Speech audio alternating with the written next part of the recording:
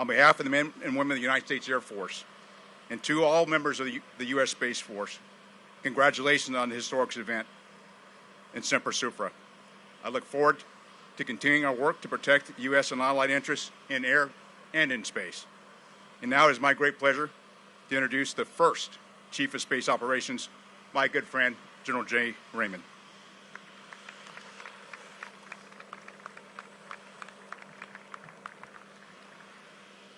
Vice President Pence, thank you for your strong leadership and passion for the nation's space enterprise. Secretary Norquist, Secretary Barrett, General Hyten, General Brown, Colonel Walton, I couldn't be more excited to join you here today in just another average day in the United States Space Force. An average day making history, because that's what we're doing each and every day in the United States Space Force. Today, we are standing on hallowed ground. The history that resonates from the launch pads is palpable. Just 2 miles from here is where America entered the space race on 31 January 1958 with the launch of our first satellite, Explorer 1. Since that time, civilian, commercial, and military space professionals have put our brave astronauts, countless satellites, and years of hard work on top of a rocket, lit its engine, propelling those objects into space at 17,500 miles an hour. I've been in the space launch business for years, and I can tell you there's nothing that beats launch day. But it only marks the beginning of a mission. So today, we start a new era at both Cape Canaveral Space Force Station and Patrick Space Force Base, aligning the installation's names with their critical missions. As we come up on the Space Force's first birthday, like a launch, this is only the beginning of a new chapter. I'm excited to see the history yet to be made by the sharks of the 45th Space Wing. Y'all look really sharp today. Thanks for being here. Placing into orbit critical space capabilities that underpin our quest for exploration and discovery, our way of life, and our national security. Colonel Walton, to you and your team, you make it look easy, and we all know it's not. Welcome to your new home. Our name is now on the mailbox, and I know you will continue to make us proud. It is now my honor, my distinct honor, to introduce a good friend and a space giant in his own right, our Vice Chairman of the Joint Chiefs, General John Hyten.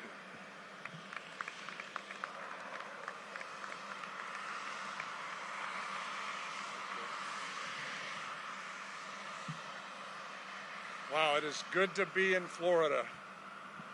Not that I don't love being in the Pentagon, but somehow being at the Cape is just a whole lot better than being in the Pentagon. Mr. Vice President, you do us great honor by being here today. And I want to thank you very much for everything that you've done to move space forward in this country. Secretary Norquist, Secretary Barrett, General Raymond, General Brown, Colonel Walton, thank you for your steady leadership and continued service. I'm excited for this moment. I'm excited for this day. I'm excited to be here, and thank to everybody that's here, the men and women of the 45th. It's an honor to be with you today.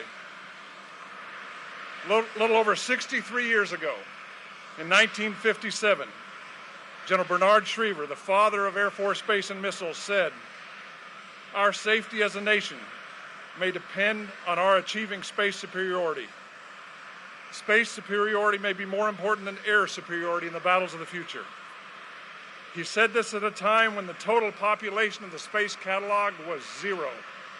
It was before Sputnik launched, 8 months before Sputnik, but he understood the importance of our space to our warfighting future. And a little over 53 years ago, in 1967, my family came here to the Cape for the first time when my dad helped build out the infrastructure for the Saturn V on Pad 39A, a big part of our response to the great power competition that was going on with the Soviet Union, and it was an exciting time. And this is an exciting time. Once again, we're challenged with great power competition, and once again, we're responding. And we're now approaching the first birthday of the United States Space Force and redesignating Cape Canaveral and Patrick Air Force Base. And it's a special moment that will be added to the list of significant milestones as we move to the future. The first Space Force base is here on the Space Coast. Our Space Force is charged with protecting the people and ideals of the United States, and we must be able to protect and defend ourselves in space. We must be able to protect the dreams of our fellow Americans and all who wish to explore this final frontier. The Space Force is a pathfinder and protector of America's interests as a spacefaring nation, enabling the joint force and its effectiveness. The unwavering spirit of our Space Force is an inspiration, and I laud their efforts, and I wish I could start it all over again. This is a great day. Now, I'd like to introduce and recognize a remarkable leader, the 25th Secretary of the Air Force, Secretary Barbara Barrett. We should all thank her for her incredible efforts in moving this enterprise forward. Ladies and gentlemen, Secretary Barbara Barrett.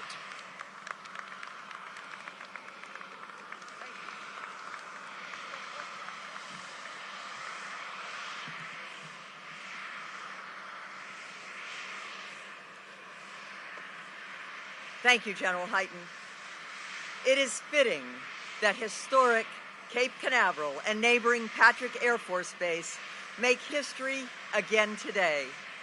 This scene reminds us that the building blocks of our future lie not only in our grand dreams, but also in our humble accomplishments, those humble accomplishments of unheralded men and women, often unseen and unnoticed until they transform humanity. Sir Isaac Newton asked, what force draws two masses toward one another? And he spawned whole new branches of mathematics and engineering. And then Albert Einstein thought about Newton's math. While sitting at his humble desk at the patent office, Einstein pondered, what happens if I shave my whiskers in front of a mirror while moving at light speed? He launched the atomic age.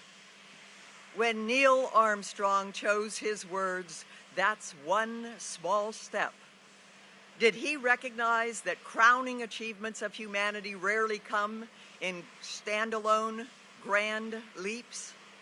But instead, they come from small steps, one after another, barely noticed as they are made. Small steps made by as yet unknown people. Now we are embarked on a new journey. Many small steps lie ahead. The sum of what started here and was reborn in the last 4 years lays the foundation of our giant leaps in space. Back to the moon, the planets, and like Voyager 1 and 2, further still. At the Space Force, our grand mission is to keep humanity safe. Safe for all those who've made those small steps thus far, and all those steps yet untrod. When President Trump signed the United States Space Force into being, he opened a new era of the ultimate high ground. And Vice President Pence, no one has championed space and the Space Force more than you, and our nation owes you a huge debt of gratitude.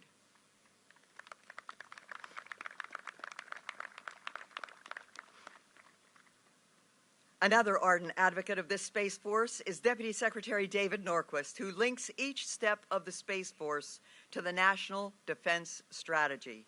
Ladies and gentlemen, Secretary Norquist.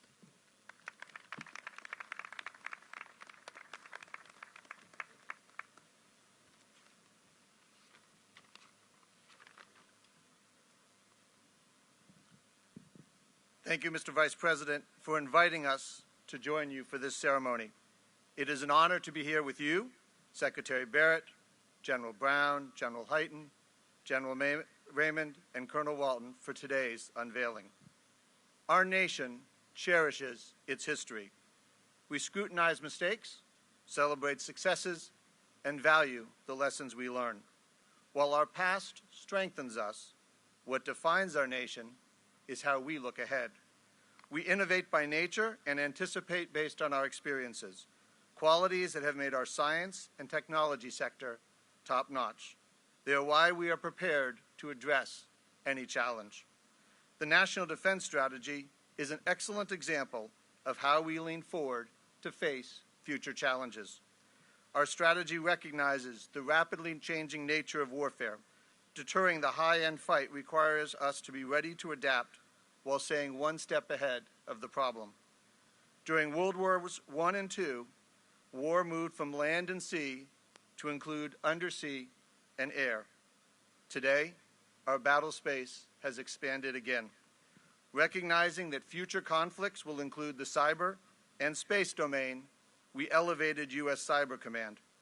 In order to stay prepared, we knew it was imperative to enhance our posture in space as well. We took a bold leap into space when we created the U.S. Space Force, the first new military service in over 70 years. Establishing the Space Force gave the space mission a heightened level of attention and the resources needed for great power competition.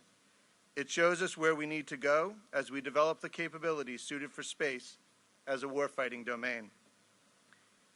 Under 1 year, we have made tremendous progress. I look forward to sharing these developments with you shortly at the National Space Council meeting. In conclusion, I want to thank President Trump for his vision and thank Congress for their support of this vital endeavor. Mr. Vice President, you have been instrumental in the effort to stand up the Space Force. I greatly appreciate your leadership, which has enabled the United States to remain a global leader in space. With that, ladies and gentlemen, it is now my distinct honor and privilege to introduce the Vice President of the United States.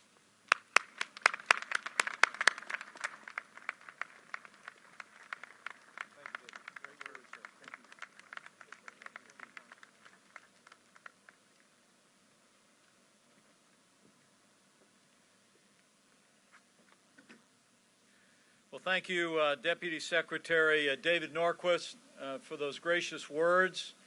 And I want to thank the Secretary of the Air Force, Barbara Barrett, General John Hyten, General C.Q. Brown, General J. Raymond, and Colonel Brandy Walton for their stirring words today, but more importantly, for their consistent service to this nation and for their leadership in space that will make the American people and our freedom more secure for generations to come. Join me in thanking all of those who've just spoken today. And it's great to be here with all of you, the men and women of the 45th Space Wing. Thank you for your service. And thank you for being pioneers in a new branch of the United States military. You are setting the pace, and I assure you that we're all proud. We're all proud of the standards that you're setting in the early days of this new branch of the service. And before I begin, allow me to bring greetings and admiration as well from your Commander-in-Chief, a great champion of the men and women of the 45th Space Wing and all of those who serve in the uniform of the United States, and also the founder of the United States Space Force. I bring greetings from President Donald Trump.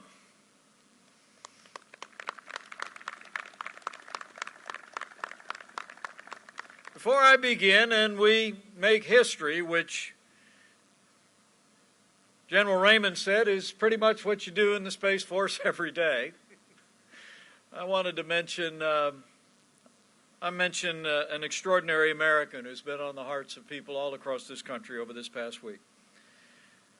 Monday night, America said goodbye to one of the greatest heroes in the history of American aviation, General Chuck Yeager.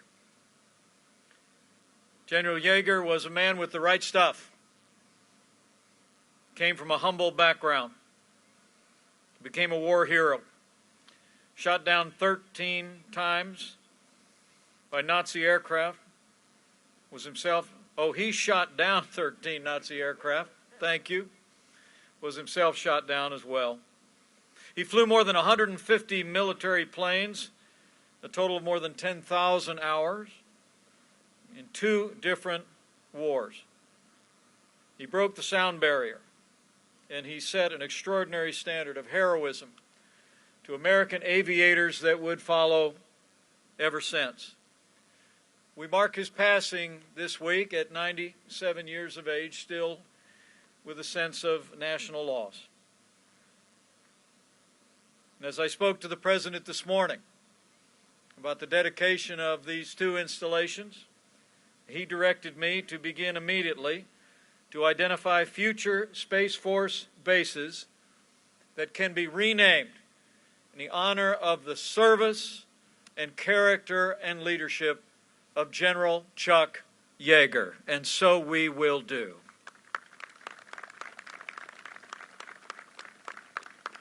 America will never forget or fail to honor the pioneering spirit and the heroism of General Chuck Yeager. You know, from the first days of this administration, President Trump called for Americans' renewed leadership in space. It would be in June of 2018 that our president first called for the establishment of a new military service focused solely on threats in and from space. The idea was not a new one.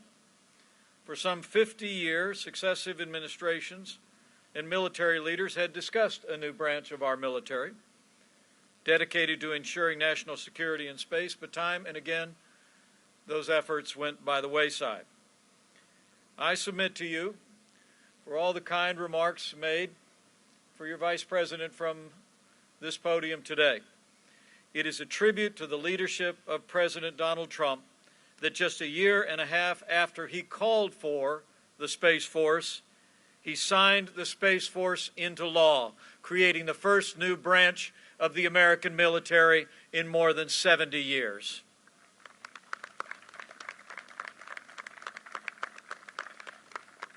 And as the Deputy Secretary of Defense and General Brown just reflected moments ago, since the advent of the Space Force, this new branch of our service has grown stronger each and every day. And that means America is growing more secure each and every day, thanks to those of you that are serving in the Space Force. In fact, I wanted to single out someone that's made an extraordinary difference. I know the Deputy Secretary, the Secretary of the Air Force, General Hyten, and General Brown would agree with me that this nation, just 1 year on from the establishment of the Space Force, owes a debt of gratitude to the man that I routinely call the Hap Arnold of our time. Join me in thanking the Chief of Space Operations of the United States Space Force, General J. Raymond. Thank you for your leadership, General.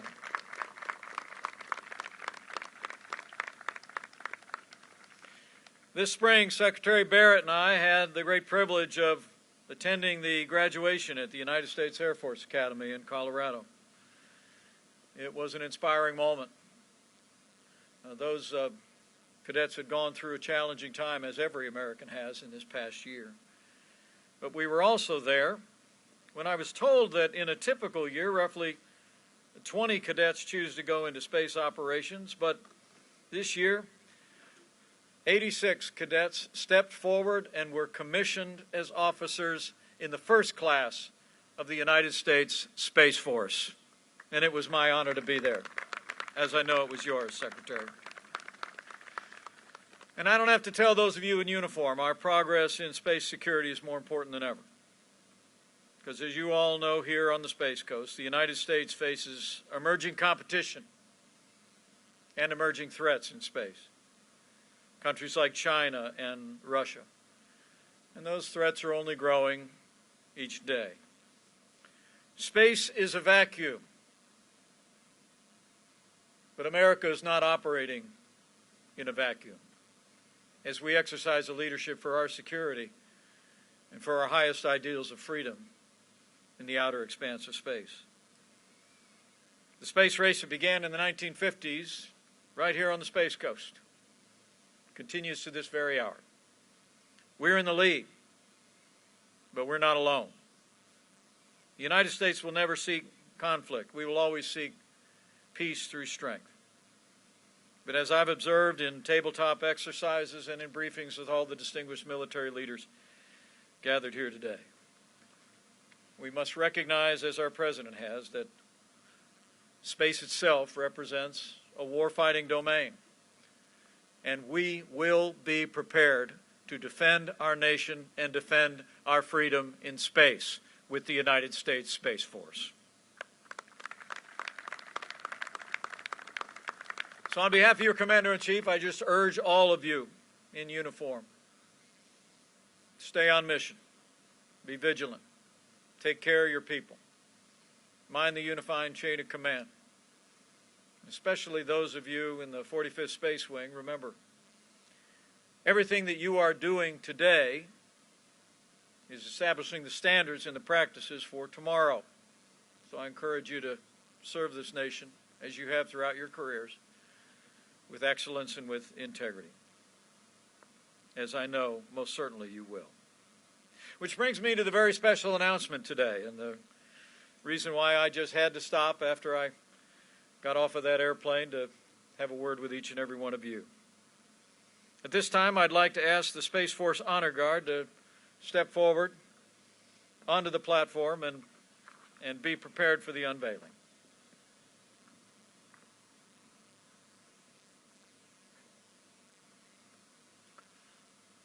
So it is my great honor, as your Vice President, as Chairman of the National Space Council, on behalf of President Donald Trump, to announce that Cape Canaveral Air Force Station will now become Cape Canaveral Space Force Station.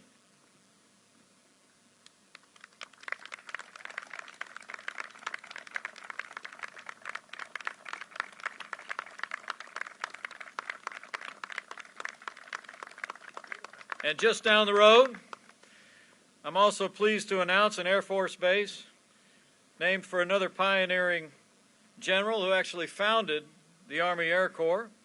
As of today, at the direction of the Commander-in-Chief, Patrick Air Force Base will become Patrick Space Force Base.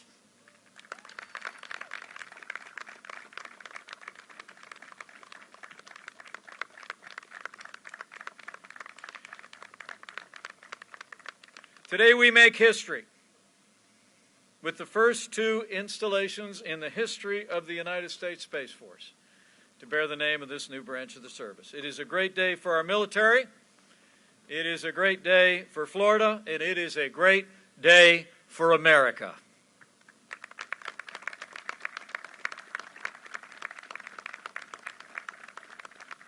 So to all of you gathered here today in the uniform of the United States, to all of you looking on from this great community, it's been my honor to be with you for this brief moment. It's just one more milestone in a journey that we began. We began a little bit more than a year ago with the establishment of the Space Force. And I'm just absolutely convinced, looking out at all of your bright, shining faces, that with your continued courage and leadership, with the extraordinary leadership that joins me here for this momentous occasion, with the vision and the leadership of our Commander-in-Chief and support of all of those in Congress who have endorsed this vision of this branch of the service, and with what I'm confident is the prayers and the support of the American people, that we will continue to defend this nation from Cape Canaveral Space Force Station and Patrick Space Force Base for generations to come, and we will defend America from these places here on Earth as well as in the vast expanse of space. So help us God. So I thank you all for the honor of being able to join you today and the distinguished guests who you've also heard from. And I would just say to all of you serving here at Cape Canaveral Space Force Station, at Patrick Space Force Base, thank you for your service. Keep making America safe and secure. Keep making all of us proud. And to all the men and women of the United States Space Force, Semper Supra. And God bless America.